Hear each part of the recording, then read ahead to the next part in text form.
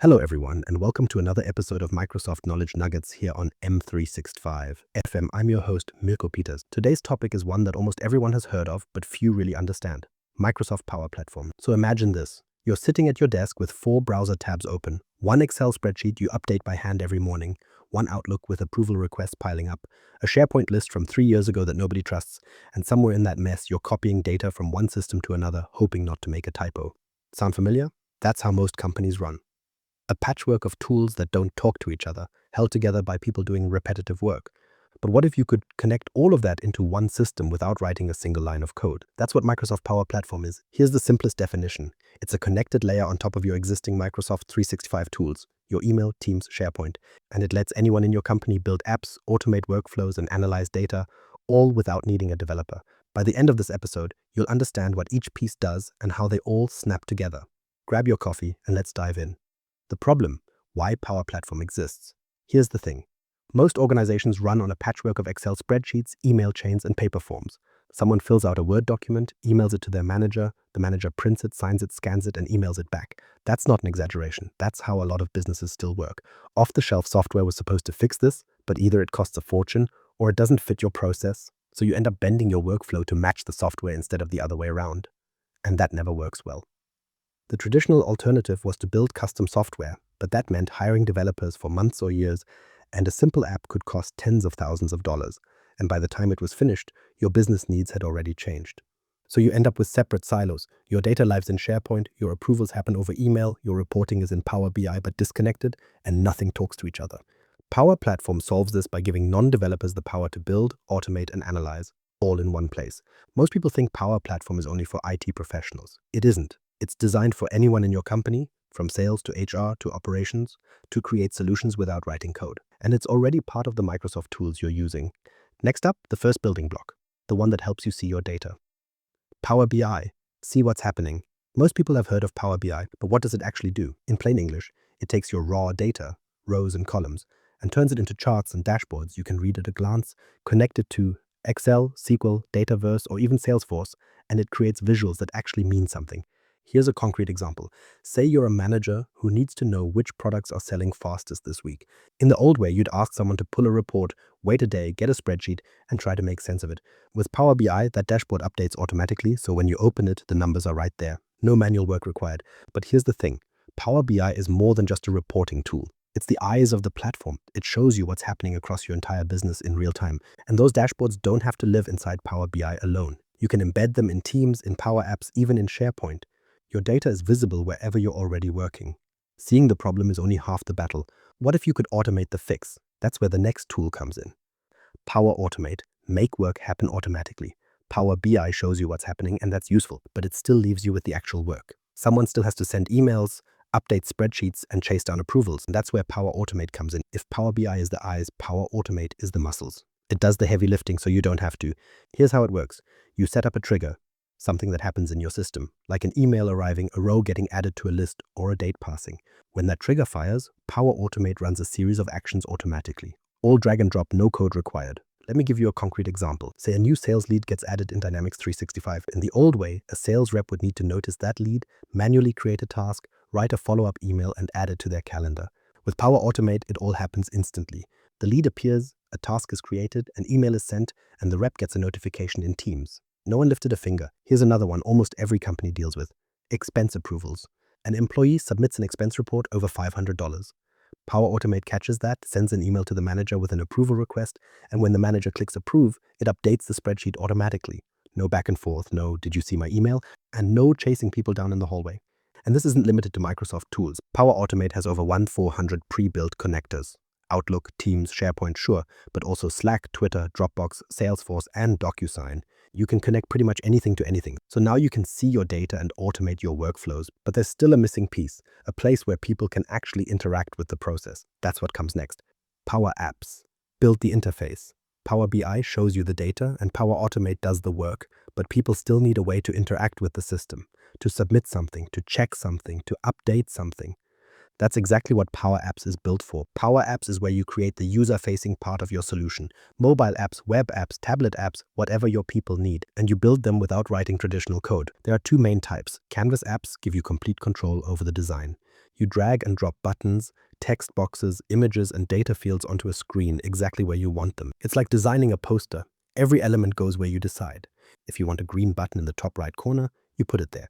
Model-driven apps work differently. They're built around your data structure. You define your tables and relationships in Dataverse, and the app generates the interface automatically. Visually, it's less flexible, but for complex data operations, it's much better. Things like guided data entry, business rules, and process flows. Here's a real example. Say you have field workers who need to inspect safety equipment at job sites. You build a simple Canvas app that runs on their phone. They open it, check off items on a list, take a photo if something's broken, and submit. The data goes straight into your system. No paper forms, no typing up notes at the end of the day. Power Apps uses something called PowerFX. It's a formula language that looks a lot like Excel. So if you know how to write XSUM in a spreadsheet, you already have a head start. You can use it to build logic into your app. Show this field when that checkbox is checked. Calculate this total from those inputs. Think of Power Apps like building a Lego house. You snap together pre-built blocks, buttons, forms, galleries, data connections, and you get exactly what you need. No soldering required. So we've got 3 tools so far. See the data, automate the work, build the interface. But in 2026, there's a 4th piece that changes everything. Copilot Studio, add AI agents. Now let's talk about a newer piece. Copilot Studio. It used to be called Power Virtual Agents. This is where you create AI-powered chatbots and agents. Not the clunky kind that can only answer 3 questions. Real agents that understand what someone needs, take action, and even talk to other agents. These agents can live inside Teams, on your website, or in a mobile app. An employee asks a question, and the agent answers it. But it goes further than that. The agent can start a Power Automate flow, so a conversation becomes an action. Here's a practical example. A company builds an HR agent. An employee types in Teams, "How many sick days do I have left?" The agent checks the HR system, pulls up the employee's record, and answers instantly. Then the employee asks, "I need to take next Friday off." The agent creates a time off request, routes it to the manager for approval, and sends a confirmation. All in one chat conversation. No forms, no emails, no back and forth. And here's the powerful part for 2026. Agents can now talk to each other. Microsoft calls it agent-to-agent communication. One agent handles HR questions, another handles IT support, another handles expense approvals. If an employee asks a question that crosses departments, the agents coordinate behind the scenes. The user doesn't see any of it, and they just get their answer. So now we have 4 tools. See, automate, build, talk. But all of them need one thing in common. They need a place to store their data. Dataverse, the engine underneath. So we covered the 4 tools. Power BI shows you what's happening. Power Automate does the work. Power Apps gives people a way to interact. And Copilot Studio adds AI agents that can converse and take action. But they all need one thing in common, a place to store their data. That's where Dataverse comes in. And this is the piece most people never see because it works quietly behind the scenes. Dataverse is the secure, cloud-based database that sits behind Power Apps, Power Automate, and even Dynamics 365. Think of it as the single source of truth for your business data. No more information scattered across 20 Excel files and 6 SharePoint lists. It all lives in one place, structured, secure, and ready to use. Here's what makes it different from just throwing everything into a shared spreadsheet. Dataverse has built-in security. Role-based access means you control exactly who can see what. A manager can view salary data, a team member can't. That's handled at the database level, not in your app code. It also has business rules built right in. You can say, if this field is over a certain value, make this other field required. Or, whenever a new order is created, automatically calculate the total based on the line items. That logic lives inside Dataverse, not inside each individual app. So every app that uses that data follows the same rules, and it handles relationships between data. This is where a shared Excel file falls apart. In Excel, you have one sheet for customers and another for orders. But there's no real connection between them. Someone has to manually keep them in sync. In Dataverse, you define a relationship. A customer has many orders. An order belongs to one customer. The database enforces that. If you delete a customer, you can choose whether to also delete their orders or block the deletion. The data stays clean automatically. Here's a concrete example. You have a table for customers, a table for orders, and a relationship between them. Power Apps reads from both tables to show a customer's order history. Power Automate writes to the orders table when a new sale comes in. Power BI reads from both to build a report showing revenue by customer. Everyone uses the same data in the same structure with the same security rules. No copies, no sync issues, no one asking which version of the spreadsheet is the right one. That's the real value of Dataverse. It's what makes the whole platform work together seamlessly. Without it, you'd be back to the same old problem. Tools that don't talk to each other. Now, let's put it all together with a real-world scenario that shows the full system in action. how they all connect, the full system. Let me walk you through one complete process, an expense approval workflow, and I want you to pay attention to how many tools touch this single process and how seamlessly they hand off to each other. Step 1. An employee is out on a business trip. They pay for a hotel and a client dinner. They pull out their phone, open a Power App and submit an expense report. They snap a photo of the receipt, enter the amount, select the category, and hit submit.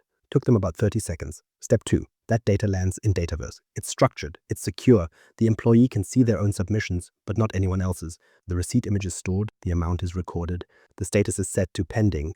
Step 3. Power Automate picks up the event. A new expense was added. It checks the amount. Over $500? Then it routes it to the employee's manager for approval. It sends an adaptive card to the manager's Teams channel. The card shows the amount, the category, and a button to approve or reject. The manager doesn't need to open a separate app. It's right there in their chat. Step 4. Before the manager decides, they want context. How much has this team spent this month? They open a Power BI dashboard embedded right in Teams. It shows monthly expense trends by department. They can see that this team is within budget and this expense is reasonable. That context helps them make a faster decision. Step 5. Now here's where Copilot Studio comes in.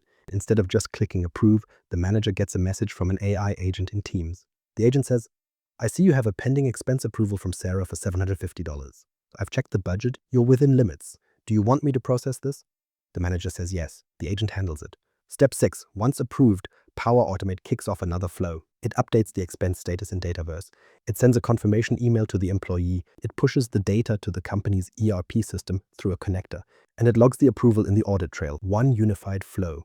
6 steps, 5 tools, 0 manual handoffs. No one forwarded an email. No one copied data from one system into another. No one asked, did you approve this yet?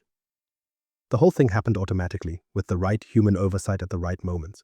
The magic isn't any single tool, it's how they snap together. Power BI shows the context, Power Automate does the routing, Power Apps provides the submission form, Copilot Studio adds the conversational layer, and Dataverse holds it all together. This isn't theoretical. Organizations around the world are already doing this. The Singapore Civil Defense Force used Power Platform to transform manual processes into automated solutions, saving millions of dollars. Deutsche Bahn empowered their employees to build low-code apps, accelerating innovation across the entire organization. These are real companies, solving real problems, with the same tools we just walked through. Actionable takeaways. Where to start? So where do you actually begin? Most people jump in and try to learn all 5 tools at once. Don't do that. Instead, pick the one tool that solves your biggest pain point today. If your biggest headache is not knowing what's happening in your business, start with Power BI. If you're drowning in repetitive manual work, start with Power Automate.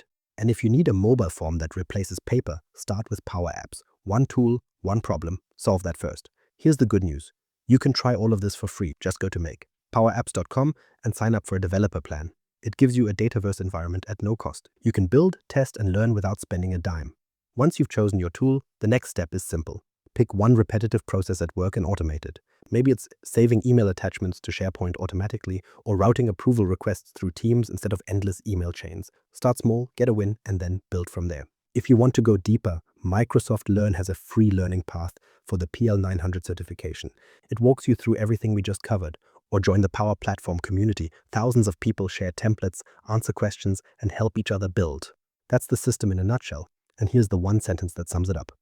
Power Platform isn't 4 separate apps. It's one connected layer that lets anyone build, automate, and analyze without needing a developer. Start with the tool that solves your worst headache. Once you see how they click together, you'll never go back to spreadsheets and email approvals. Subscribe and share this with a colleague who's drowning in manual work. Drop a comment and tell me one process you want to automate. I'll see you in the next episode.